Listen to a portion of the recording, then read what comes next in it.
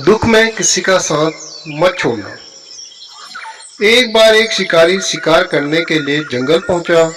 उसने अपने तीर पर बहुत ही खतरनाक जहर लगाया और शिकार को निशाना बना करके उसने तीर को छोड़ा, लेकिन उसका तीर चूक गया और तीर एक पेड़ पर जा लगा। वह पेड़ बहुत ही हरा भरा और बहुत सारे तोते उस पेड़ पर रहते थे। जैसे ही वह जहरीला तीर उस पेड़ पर जाकर लगा, वह पेड़ धीरे धीरे सूखने लगा और उस पेड़ पर जो भी तोते रहते थे वह एक एक करके उस पेड़ को छोड़कर जाने लगे। उस बड़े से पेड़ के कोटर में एक बहुत ही बूढ़ा तोता रहता था, जो बहुत ही धर्मात्मक और अच्छे मन का था। सभी तोते उस पेड़ को छोड़कर जाने लगे थे, लेकिन वह बूढ़ा तोता जाता था, दाना लेकर के आता और उसी कोटर में आकर बैठ जाता था, परंतु उस पेड़ को छोड़ने को तैयार नहीं था। बूढ़े तोते के साथियों ने कई बार आकर के उसे समझाया कि यह पेड़ सूख रहा है और किसी दिन गिर भी जाएगा, चलो किसी और पेड़ पर चलकर जाए, परंतु वह बूढ़ा तोता वहां से जाने को तैयार नहीं हो रहा था। अब यह बात देवराज इंद्र तक पहुंची।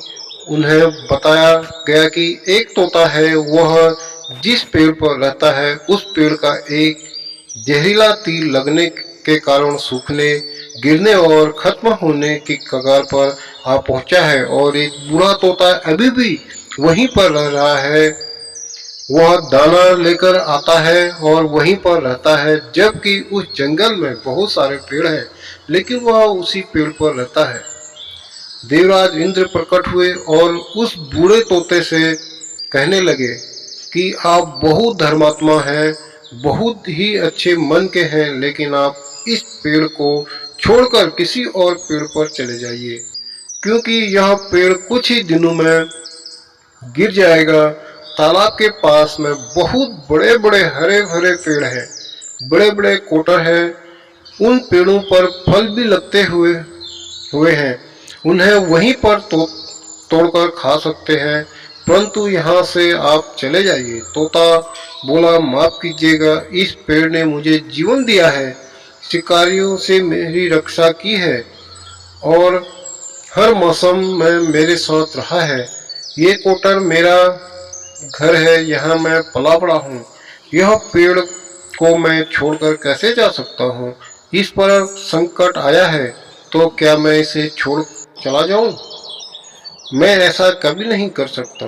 देवराज इंद्र तोते के इस बात से बहुत ही प्रसन्न हुए। उन्होंने तोते से कहा, मैं आपके इस बात से बहुत ही खुश हूँ, मांगो जो आपको मांगना हो।